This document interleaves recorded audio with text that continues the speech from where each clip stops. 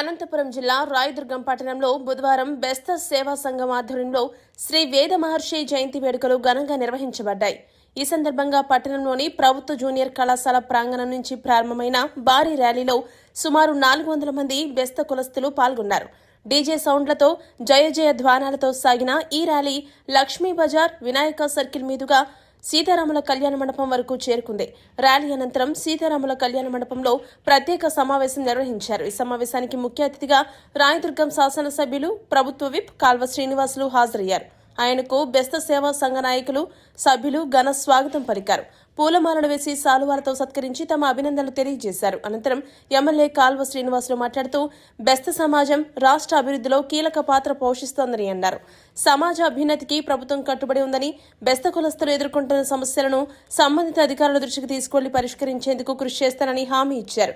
శ్రీ వేద మహర్షి ఆశయాలను ప్రతి ఒక్కరూ ఆదర్శంగా తీసుకుని సమాజంలో ఐక్యత, సేవాభావంతో ముందుకు సాగాలని పిలుపునిచ్చారు. ఈ కార్యక్రమంలో రాష్ట్ర బెస్త కార్పొరేషన్ డైరెక్టర్ పవన్ మరియు జిల్లా గౌరవ అధ్యక్షులు బాలసుబ్రహ్మణ్యం, జిల్లా అధ్యక్షులు చాపల హరి, జిల్లా ప్రధాన కార్యదర్శి భాస్కర్, జిల్లా ట్రెజరర్ గిరి, జిల్లా కమిటీ సభ్యులు రాజు, రాయదుర్గం నియోజకవర్గం అధ్యక్షులు ఎస్ నాగరాజు, మండల, పట్టణ నాయకులు, పెద్దలు, యువకులు, మహిళలు భారీ సంఖ్యలో బెస్త కులస్తులు పాల్గొన్నారు. శ్రీ వేద మహర్షి జయంతి వేడుకలు భక్తి శ్రద్ధలతో ఉత్సాహభరిత వాతావరణంలో విజయవంతంగా ముగిశాయి.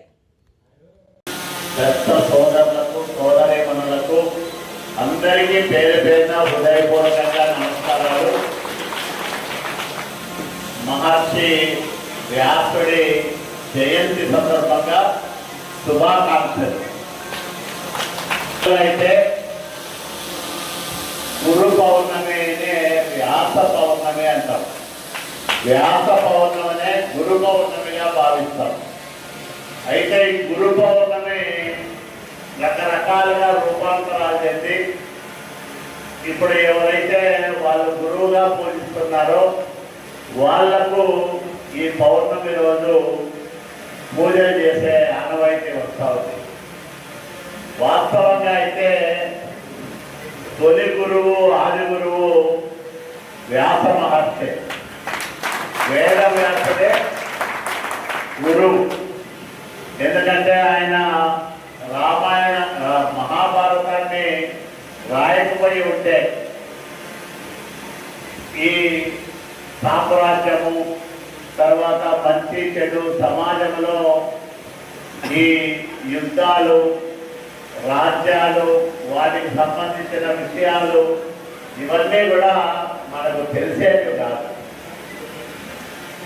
ఆయనకు అంత భాగ్యం ఎట్లా వచ్చిందంటే పరాశరుడు అనే మహర్షి అద్భుతమైన తపోనిధి.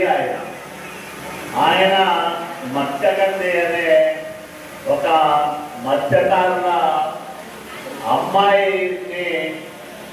అమ్మాయితో వ్యాసుని కంటాడు.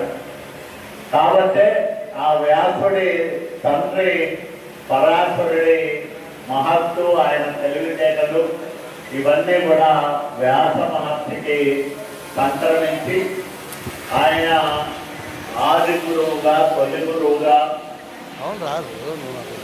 మనకు ప్రపంచ ప్రఖ్యాతి చెందినాడు. మహానుభావులు పౌర్ణమి రోజు పుట్టినారేమో అనిపిస్తారు. ఎందుకంటే మహర్షి వాల్మీకి కూడా పౌర్ణమి రోజే పుట్టింటారు.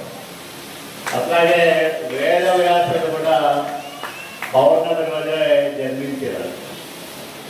అంటే నిండు పౌర్ణమి రోజు ఈ ప్రపంచానికి ఒక మేధో సంపత్తిని అందించేదానికి, వైజ్ఞానిక వెలుగులు పంచేదానికి ఉద్భవించిన మహనీయుడు మహర్షి వాల్మీకి అయినా, అట్లాగే వేద వ్యాసుడైనా, వీళ్ళందరూ కూడా అద్భుతమైన జీవన మార్గాన్ని చూపిస్తారు. ఇప్పుడు మీరు భారతం, భాగవతం చదివితే భాగవతం ఇప్పుడు శ్రీకృష్ణుడు ఆయన కూడా ఆది గురువు అనే గురువులకే గురువు. మనిషి పుట్టేటప్పుడు ఏమీ తీసుకురాడు, వెళ్ళేటప్పుడు ఏమీ తీసుకుపోడు అనే ఒక గొప్ప నీతి సూత్రాన్ని వీళ్ళ జీవితాలను మనం చదివితే మనకు అర్థమవుతాడు. శ్రీకృష్ణ భగవానుడు భగవంతుడు. ఆయన ఒక మానవుడిగా లేకపోతే ఒక రాజుగా యదువంశ విభుడిగా పరిపాలన చేశాడు. కురుక్షేత్ర యుద్ధాన్ని నడిపించినాడు. అర్జునుడికి రథసాధరుడిగా మారి యుద్ధాన్నంతా తన కనుసన్నల్లో నడిపించినాడు. ఆయన అనుకుంటే ఏమైనా చేయొచ్చు, చేసుకోవచ్చు. కానీ కొంతమంది శాపం కారణంగా, అంటే గాంధారి కానీ, ఎందుకంటే కురువంశం నీ వల్లే నాశనమైంది, నీ వంశం కూడా అట్లా నాశనం అవుతుందంటే శ్రీకృష్ణుడి కళ్ళ ముందే కృష్ణుడి సంతతంతా కూడా నాశనం అయిపోతారు.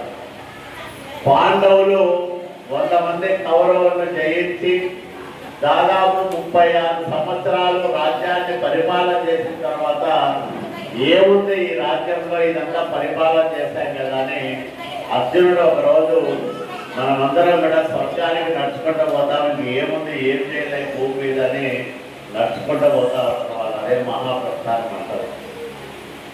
వెళ్ళేటప్పుడు ఎవరు ఏమీ తీసుకుపోరు. పైన ఒక గుడ్డ, కట్టుకోవడానికి ఒక గుడ్డ, 2 గుడ్డలతో నడుచుకుంటే స్వర్గానికి పోయినారు పాండవులని మనం చదువుకున్నాం. మనం కూడా అనవసరమైన ద్వేషాలతో నాకు ఆ 10 రూపాయలు రాకపోయినా, లేకపోతే నాకంటే వీడు బాగుండాలి, వాడు అట్లనే ఈ అబ్బాయి ఇట్లనే అనుకోనే అని తక్కువ చేసి, సీరియల్ చూసే తక్కువ చేసి మన వాళ్ళని, మన పిల్లల్ని, మన బంధువుల్ని, మన పక్కింటోళ్ళని, మన ఎదురుంటోళ్ళని అందరినీ అభిమానంగా చూసుకుంటే అదే బ్రహ్మాండమైన జీవితం. జీవితం అంటే ఏదో కాదు, వేరే పై నుంచి ఏం ఊడిపడదు. మనము 10 మందితో మంచోళ్ళు అనిపించుకుంటే చాలు. అది చాలా కష్టమైనది. కానీ అట్లా బతకడం నేర్చుకుంటే మాత్రం చాలా అద్భుతంగా ఉంటుంది జీవితం. అట్లాగే మీ సమస్యలు నేను మీ అందరికీ చెప్తా ఉన్నా, మన వారు ఉన్నారు, నా దగ్గరికి రాంటే ఒక రోజు కూర్చోండి, మీ సమస్యలు ఏ అధికారితో మాట్లాడాలని మాట్లాడదాం. మీకు తగిన సౌకర్యాలు కల్పించడానికి కానీ, లేకపోతే ఇప్పుడు గంగమ్మ గుడులు ఉన్నాయంటున్నారు. టీటీడీలో ఒక స్కీమ్ ఉంది. దాదాపు 18 లక్షల నుంచి 30 లక్షలు 40 లక్షల రూపాయల వరకు కూడా డబ్బులు ఇస్తూ ఉన్నారు ఇట్లాంటి గుళ్ళకు, భజన మందిరాలకు. అట్లాంటి వేటలో పెట్టించుకుందాం. మనం కూడా పెట్టించుకొని అవి శాంక్షన్ చేయించుకొని ఎక్కడైతే గంగమ్మ గుళ్ళు అసంపూర్ణంగా ఉన్నాయో, లేకపోతే చిన్న చిన్న గుళ్ళు ఉన్నాయో దానిని అభివృద్ధి చేసుకోవడానికి తప్పకుండా మీకు సహకరిస్తాను. దానికి సంబంధించి ఎంత భూమి ఉంది, ఆ స్టెప్స్, దానికి సంబంధించిన వివరాలన్నీ కూడా తీసుకొని రండి. ఆ విఆర్ఓతో సర్టిఫికెట్ ఇదంతా తీసుకొని వస్తే నేను అప్లై చేపించి, నా లెటర్ ఇచ్చి నేను అప్లై చేపించి ఆఫీసర్లతో మాట్లాడి అవి కూడా శాంక్షన్ చేయించేదానికి నేను ప్రయత్నం చేస్తానని మీ అందరికీ మాట్లాడుతూ, ఈ ఫీల్డ్లో నాయకులుగా ఎదగడం చాలా కష్టం. రాజకీయాలు చాలా ఖరీదైపోయినాయి.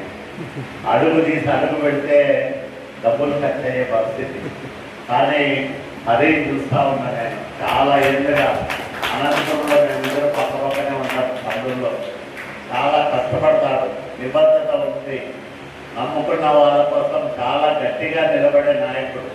కాబట్టి 5 సంవత్సరాల నుంచి నాయకుడిగా ఆయన బాగా జిల్లాలో పేరు తెచ్చుకున్నాడు. మన జిల్లా ప్రమాణ స్వీకారానికి నేను పోతే బ్రహ్మాండంగా కలిసినాడు. ఏది తొలగిస్తున్నారే అనుకున్నాను. చాలా మంది వచ్చినారు. అంటే ఒక నాయకుడి మీద నమ్మకం. ఇతను మా కులంలో మంచి నాయకుడిగా ఎదుగుతూ ఉన్నాడు, అతన్ని ప్రోత్సహించాలని అదే విధంగా కులమంతా నిలబడింది.